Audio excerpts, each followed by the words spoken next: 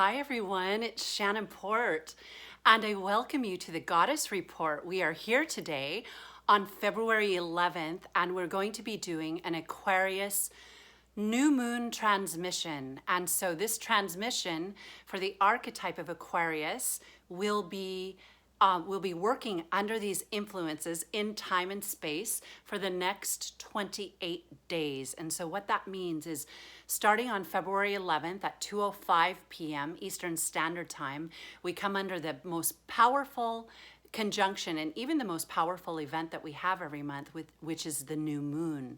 And so at this time, the sun and the moon will come together today at 23 degrees in the sign Aquarius, and they will kick off a new opportunity for us to do alchemy under this sign. And so I'm sure a lot of you are familiar with my work, but on this platform we work with what I like to call divine feminine alchemy, and sometimes I even refer to it as divine feminine astrology, because we're working with the Sophionic codes to call in the alchemy that is responsible for bringing us on the journey from our animal nature into our fully awakened, risen goddess consciousness. And so sometimes I refer to her as the light body goddess.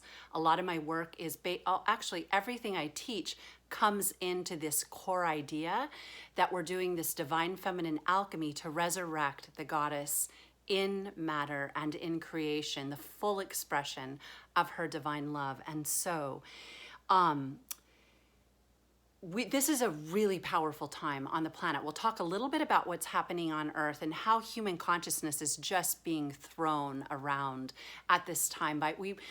We have these cosmic forces that come in, and by the time that they get to Earth, they have worked through what I sometimes call the fallen zodiac. And so more often than not, when we look at astrology, humanity is following the pattern of the lower nature. And it's the archontic forces that work through the shadow side of the zodiac to manipulate the soul energy of human beings. And so it requires that we begin to wake up and that we begin to become aware of our behavior, of how we speak, how we feel, how we use our emotional body, how we act in love relationships, how we birth, how we treat each other, how we are able to navigate the fact that we're all unique and different. And the sign of Aquarius is all about this. So we have entered into the age of Aquarius, some believe as far back as the 60s. And at this time, our consciousness, due to the higher influences and our evolutionary trajectory, began to really be alchemized in the values of Aquarius. And so we'll talk a little bit about those, but right now, to really be aligned with where we're at, it's really important that we understand what those values are and that we begin to integrate them as we do this alchemy. And so Aquarius is, I jotted down some of the fun things I want to say about it that are a little bit different. This is how I see Aquarius. Aquarius is the sign of deep, deep meditation.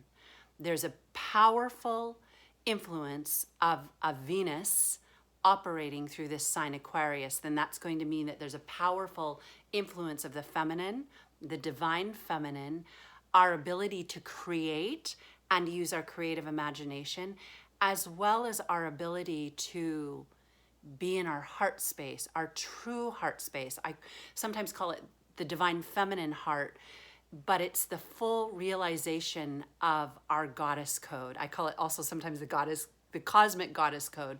It operates from the very nucleus of our being when we understand how to access that and turn it on, to activate it.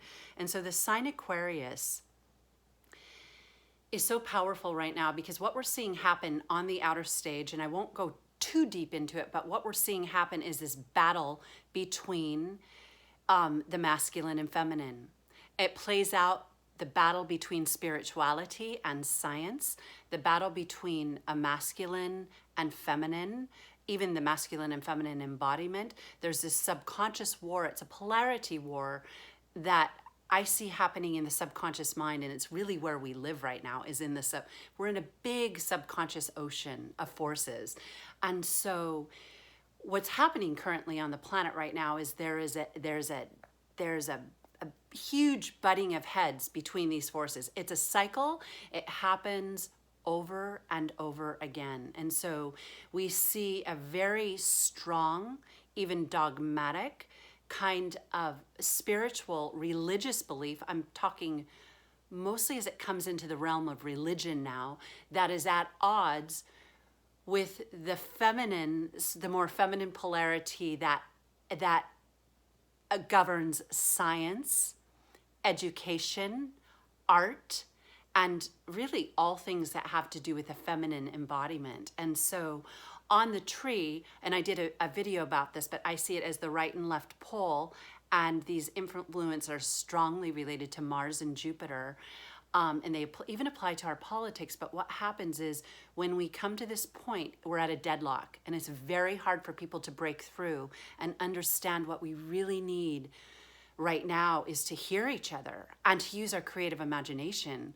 And to, as I'm working, I have a 3-month mentor group that I'm working with right now, a profound group of women from all over the world. And one of the things we've been talking about is this is the age of calling people in rather than calling people out like we see in the world. I'm going to call you out. I'm going to call you out. You're going down. You're going down. This is the age where if you want to be aligned with the cosmic light, it's about calling people into the space and building up together. We're going to create, there's many, many new creations that are coming in this age that are meant to help humanity go to the next level, both even through technology and science and medicine. So we see this war where when we go to the extremes, and that's what we're seeing is these extremes playing out.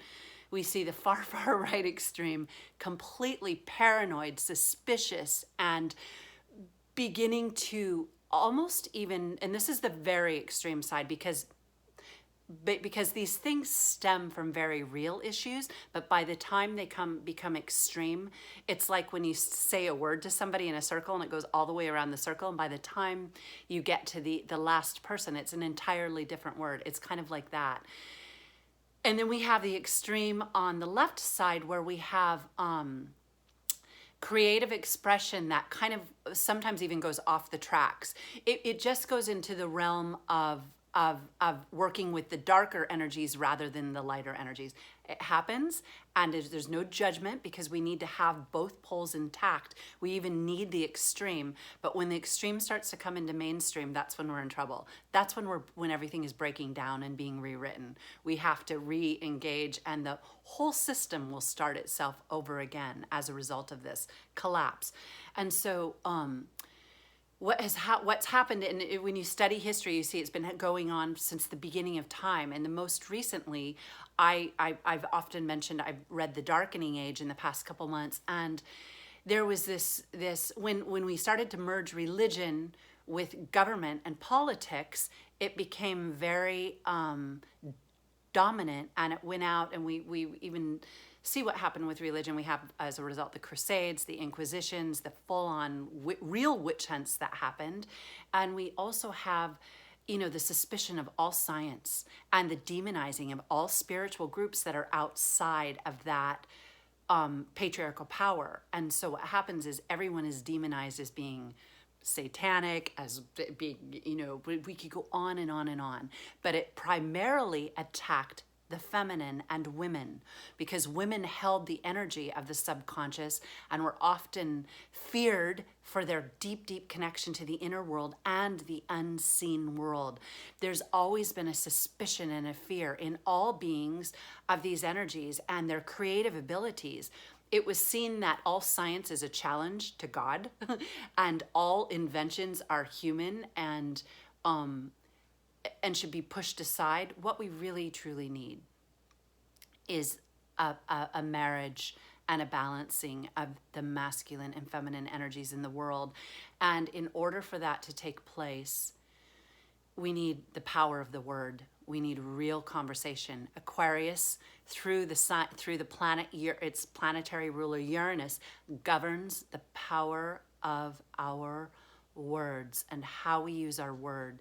Aquarius also is deeply connected to brotherly, sisterly love. It's the 11th house. This full moon is happening on the 11th. The correspondence with 11 is those two pillars, the right and left pillar on the tree of life, and how they are integrated through the power of the goddess, through the power of the heart. So Aquarius is the 11th house, and it has that correspondence.